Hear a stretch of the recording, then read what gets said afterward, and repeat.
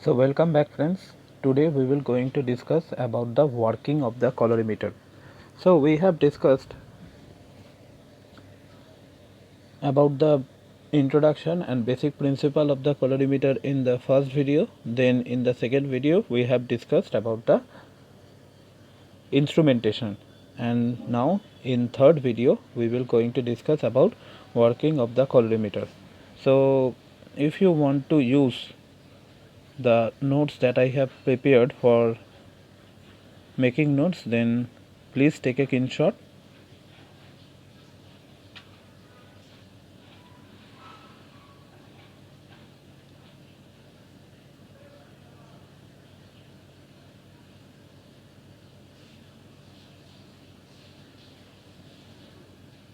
Okay, now I will going to use the same picture that I have used in earlier videos to explain the concept.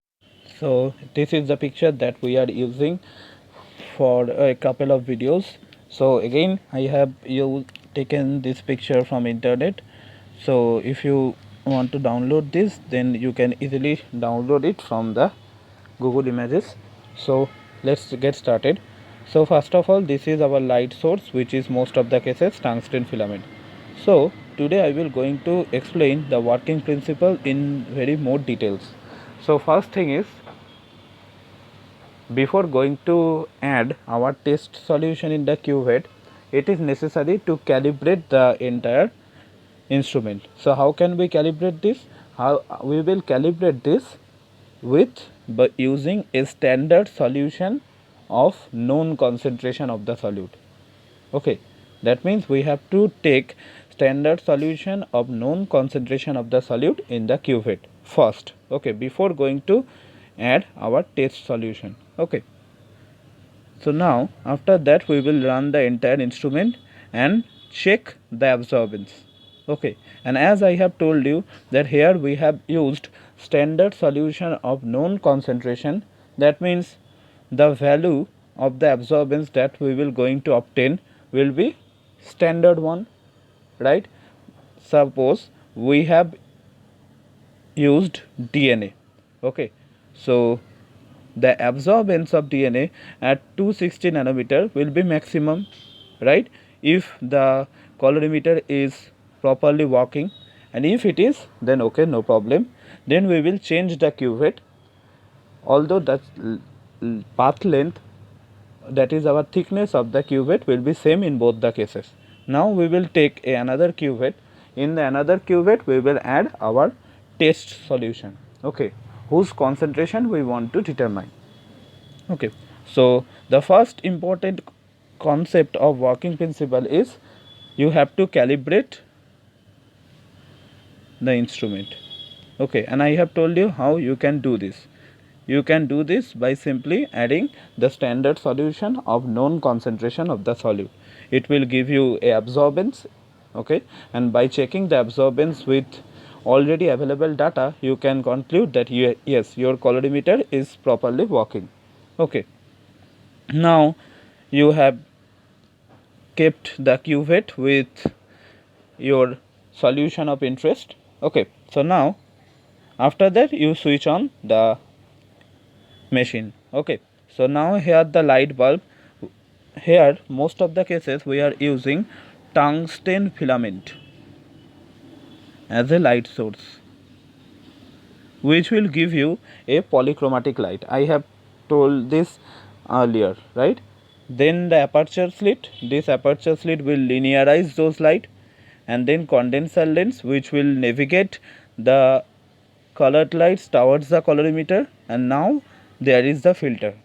Okay, so filter will split the beam of light into different wavelength, okay, and allow a specific wavelength of the light to enter the cuvette.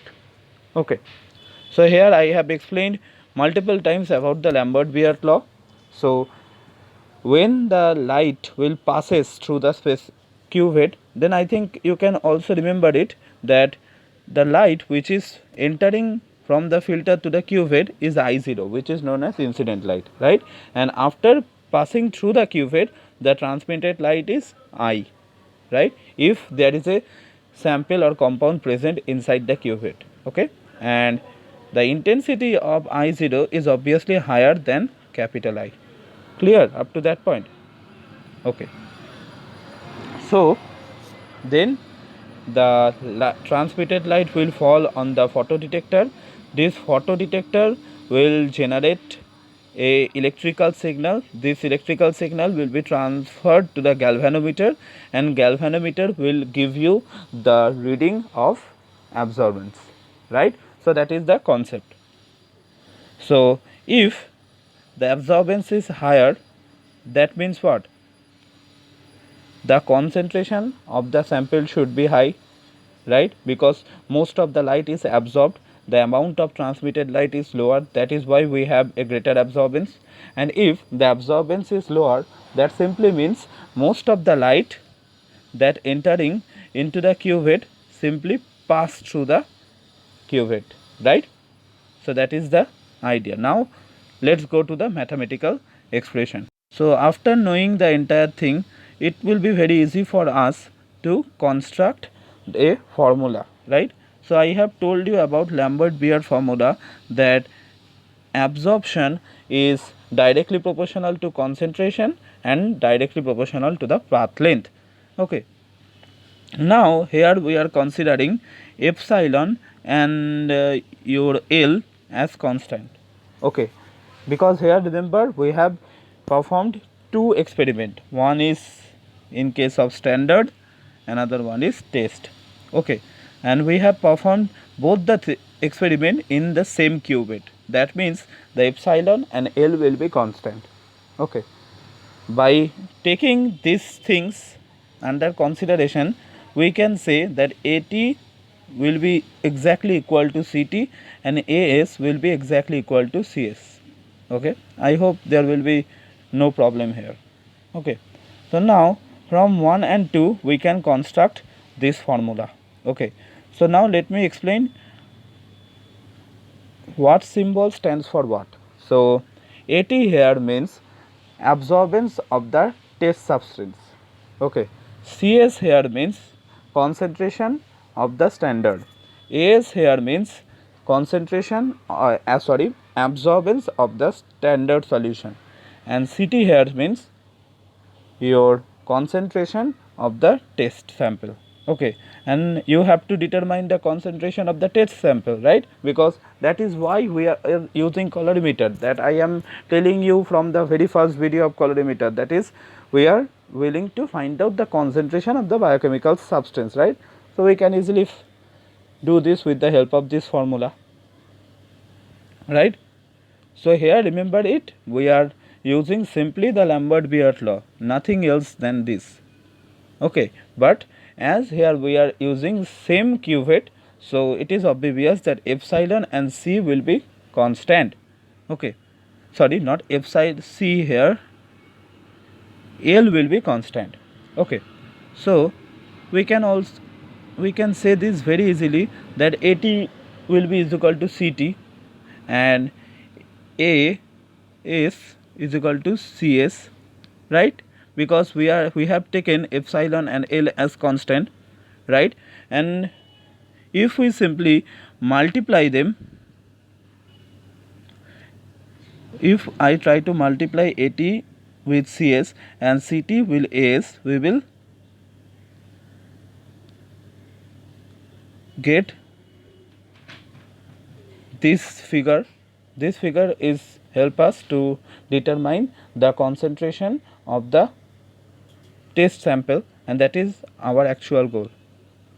So that is how a colorimeter works. By we have to first measure the absorbance of the standard solution of the known concentration of the solute. Okay, so by getting the value, then we will add the test substance. Okay, by and then we will also obtain the value of absorbance for the test substance, and then by simply using the formula that I have shown here, you can easily find out the concentration of the test substance. Okay, so that is how colorimeter is used. So we have completed the introduction, the principle, then the instrumentation, and then the working of the colorimeter.